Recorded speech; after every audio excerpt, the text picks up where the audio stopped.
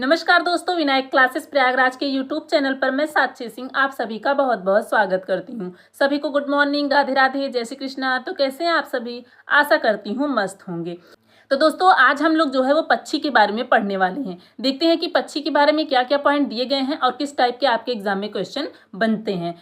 पंख वाले या उड़ने वाले जंतु को पक्षी कहते हैं। पक्षी किसको कहते हैं? जिनके पास पंख होते हैं और जो उड़ते हैं उसको क्या कहते हैं? उसको पक्षी कहते हैं। क्योंकि अधिकतर पक्षी जो है आकाश में उड़ते हैं, जबकि कुछ पक्षी के पास पंख तो होते हैं लेकिन वो उड़ नहीं पाते। कुछ ऐसे भी पक्षी होते हैं जिनके पास पंख भी होते हैं लेकिन वो उड़ नहीं पाते। जैसे फॉर एग्जाम्पल तो शुतुरमुर्ग की बात कर लें यदि हम, तो शुतुरमुर्ग जो है ये दुनिया का सबसे बड़ा पक्षी है। कौन सा, कैसा है? सबसे बड़ा भी है और सबसे भारी भी है। शुतुरमुर्ग जो है ये बड़ा भी है और भारी भी है। भारी शरीर के कारण जो है इसके पंख, इसका वजन जो है हवा में नहीं उठा पाते। यह उड़ने के बजाय जो है अपनी मजबूत टांग, इसकी जो टांगे होती है वो बहुत ही मजबूत होती हैं। वो अपनी मजबूत टांगों से जो है वो 70 किलोमीटर प्रति आवर से, कितना? 70 किलोमीटर, 70 किलोमीटर प्रति आवर की रफ्तार से ये दौड़ सकते हैं। ये कौन से पक्षी? शुतुरमुर्ग। शुतुरमुर्ग जो है ये दुनिया का सबसे बड़ा पक्षी भी है और ये भारी भी है। और इसके भारी होने के कारण जो है इसकी पंख जो होती हैं इसका वजन हवा में नहीं उठा पाते, इसलिए जो है ये उड़ नहीं पाते हैं। और नंबर 2 पे आते हैं जो एक है पेंगुइन पक्षी। कौन सी पक्षी है? पेंगुइन। ये जो है बर्फीली इलाकों में रहती है। कहाँ पे रहती है? बर्फीली इलाकों में पाई जाती है। इसके पंख जो होते हैं ये हवा में उड़ने के बजाय जो है ये पानी में तैरने के काम आते हैं, जो उन्हें एक बेहतरीन गोताखोर बनाते हैं। पेंगुइन पक्षी आप जानते होंगे कि ये जो है उड़ नहीं पाते। ये झुंड में, अक्सर देखे होंगे आप लोग कि झुंड में रहते हैं। ये जो है पानी में तैरने के जो है इनके पंख काम आते हैं।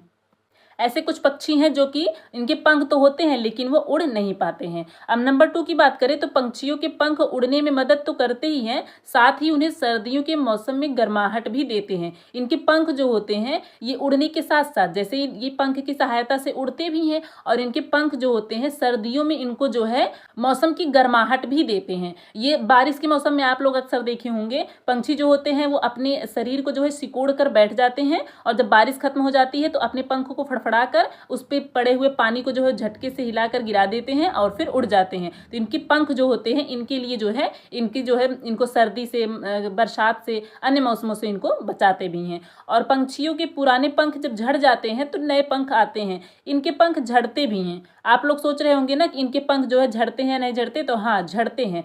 पक्षियों के पंख जो होते हैं वो झड़ जाते हैं लेकिन जब झड़ते हैं तो नए पंख भी आ जाते हैं। और कुछ पंछियां ऐसी भी होती हैं जो अलग अलग प्रकार की आवाजें निकालती हैं। ये इंपॉर्टेंट पॉइंट है, यहाँ थोड़ा सा ध्यान दीजिएगा। जैसे उड़कर आने वाले दुश्मन के लिए अलग, जमीन पर चलकर आने वाले दुश्मन के लिए अलग आवाज निकालते हैं। आसमान के दुश्मन के लिए जैसे बाज, चील, गिद्ध, ये सब जो है ये छोटी पक्षियों या नॉर्मल पक्षियों के ये दुश्मन ही तो हुए। जब कोई शिकारी पक्षी ऊपर से आ रहा होता है तो पक्षी जो है एक बहुत ही तीखी, पतली और लंबी सीटी जैसी आवाज निकालते हैं। और जब कोई दुश्मन जमीन पर चलकर आता है तो पक्षी जो है वो तेज, कड़क और रुक रुक कर आवाजें निकालते हैं। वे एक जगह जमा होकर शोर मचाते हैं ताकि दुश्मन का ध्यान भटके और वहां से वो भाग जाए। और यहाँ पे एक इंपॉर्टेंट पॉइंट बनता है, क्या? यहाँ पे एक इंपॉर्टेंट पॉइंट बनता है कि गिलहरी और हिरन ये क्या करते हैं?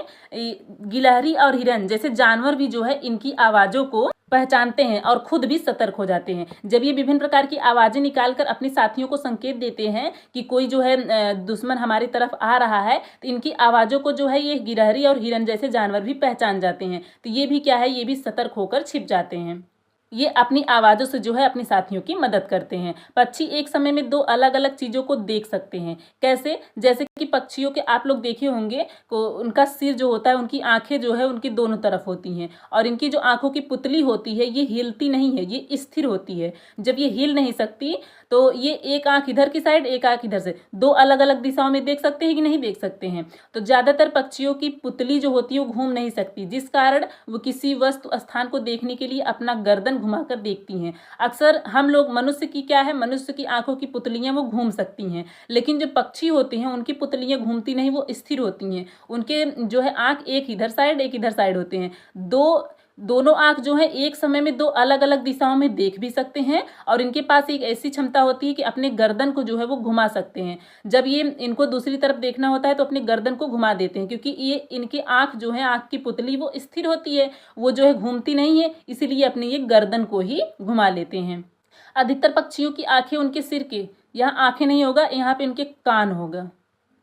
उनके कान जो है सिर के दोनों तरफ छोटे छोटे छेद जैसे होते हैं, जो पंखों से ढके होते हैं और पक्षियां इन्हीं की मदद से सुनता है। जो पक्षियों की कानें होती हैं वो जो है उनके सिर के दोनों तरफ छोटे छोटे छेद जैसे होते हैं, वो बाहर से दिखाई नहीं पड़ते हैं। और एक सिंपल सी ट्रिक ये भी है कि जिन पक्षी या जानवर जिसके भी कान बाहर से दिखाई नहीं देते और उनके शरीर पर बाल नहीं पाए जाते, वो क्या करते हैं, वो अंडे को जन्म देते हैं। और जिनके कान दिखाई देते हैं और शरीर पर बाल होते हैं, वो डायरेक्ट जो है वो बच्चे को जन्म देते हैं। ये हम आपको पिछली क्लास में जो है बता चुके हैं।